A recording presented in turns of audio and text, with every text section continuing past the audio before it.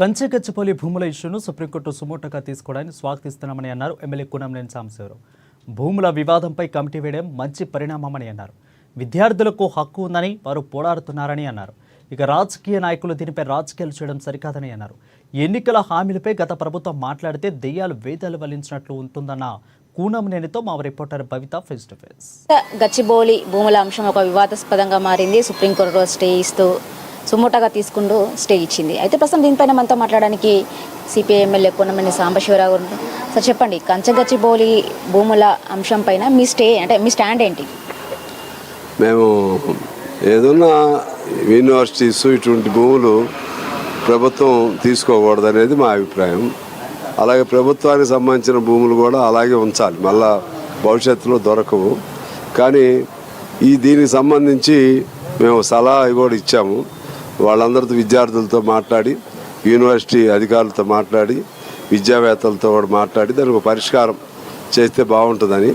ఈలోపు సుప్రీంకోర్టు కూడా తీర్పిచ్చింది కాబట్టి ఆ ప్రకారంగా నడుస్తుంది. దీన్ని రాజకీయ అంశంగా దీన్ని మరీ వికృత రూపంలో తీసుకెళ్ళటానికి ఎవరు ప్రయత్నం చేయకూడదు. పిల్లలంటే వాళ్ళకి హక్కు ఉంది, వాళ్ళు చేయవచ్చు. కానీ రాజకీయ నాయకులు మాత్రం దాన్ని, ఎందుకంటే వీళ్ళందరూ ఇంతకుముందు తప్పులు చేసిన వాళ్ళే, వాళ్ళు దాన్ని ఆసరాగా ఆయుధంగా మలుచుకుంటున్నారు. దాన్ని మేము ఖండిస్తున్నాం. అదే సమయంలో ప్రభుత్వం దీన్ని తీసుకోకూడదు అనేది మా డిమాండ్. అంటే ఇప్పుడు సుప్రీంకోర్టు కూడా ఒక కమిటీ వేసింది, ఎంపవర్డ్ కమిటీ. వాళ్ళు కూడా ఇక్కడికి వచ్చారు, సందర్శించారు యూనివర్సిటీకి, ఇక్కడ ఉన్న అధికారులతో మాట్లాడు. కొంతమంది రాజకీయవేత్తలు అంటే ప్రతిపక్షాలు కూడా వాళ్ళకు కలిసి వాళ్ళ వినతి పత్రాలు అందించినాయి. మీ సైడ్ నుంచి ఏమైనా అందించారా సార్? ఇప్పుడు సుప్రీంకోర్టు రావటం మంచిదని మేము స్వాగతించాం. మేము ప్రత్యేకంగా ఏం చేయలేదు. మా విద్యార్థి సంఘాలు వాళ్ళందరూ కూడా కలిసి అందరికీ మమ్మల్ని మామూలుగా స్టేక్ హోల్డర్స్ అందరిని పిలవాలన్నాం. సరే, మాకైతే కబురు రాలేదు కానీ చూసాం పేపర్లో. అయినా కూడా మా విద్యార్థి సంఘాలు వాళ్ళు చేస్తారు. ఏదేమైనా మంచి పరిణామమే. అంటే వాళ్ళకు కూడా కబురు ఏం రాకపోయినప్పటికీ వాళ్ళ సైడ్ నుంచి వాళ్ళ విన్నపాన్ని ఆ కమిటీకి విన్నవించుకున్నారు. అంటే ఖచ్చితంగా అది ల్యాండ్ హెచ్సియుకే ఇచ్చేసేయాలి, ఖచ్చితంగా ప్రభుత్వం తీసుకోకూడదు అని చెప్పేసి కూడా వాళ్ళు చెప్పిన సందర్భం ఉంది. మీరు ఏంటి, ప్రభుత్వం తరపున ఉంటారా, విద్యార్థుల తరపున ఉంటారా?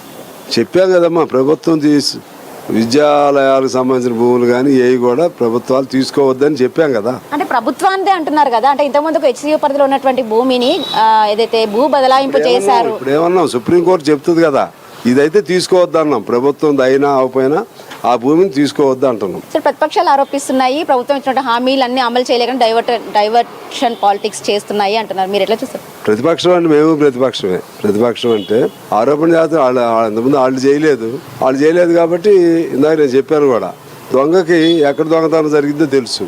వాళ్ళు చేయలేకపోయారు కాబట్టి వీళ్ళు కూడా వీళ్ళు చేయలేకపోతున్నారు. చేయలేకపోవడానికి కారణమే పాత వాళ్ళు ఎప్పుడు లేరని అప్పులు మిగిల్చిపోయారు, అప్పులు ఊబిలో ఉన్నారు. చిన్నగా బయటపడాలి. హామీలు అయితే అమలు చేయాలి. చేయడానికి సంబంధించిన అవసరమైన సహాయం కేంద్రం ఇవ్వాలి, కేంద్రం నుంచి ఫైట్ చేయాలి, కేంద్రం నుంచి తెచ్చుకోవాలి. మనకు చాలా కేంద్రం ఇవ్వాల్సిన డబ్బులు కూడా ఉన్నాయి.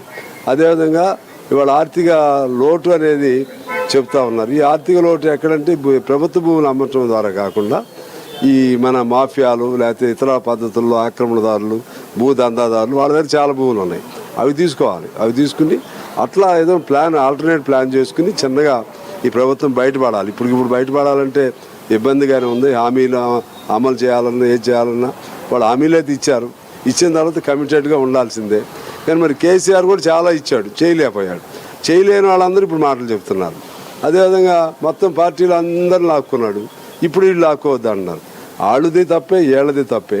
ఆడి జోలికి వాళ్ళు ఎంత దూరాన ఉంటే అంత మంచిది. బీఆర్ఎస్ దయ్యాలు ఏదాలు వలించినట్టుగా ఉండకూడదు.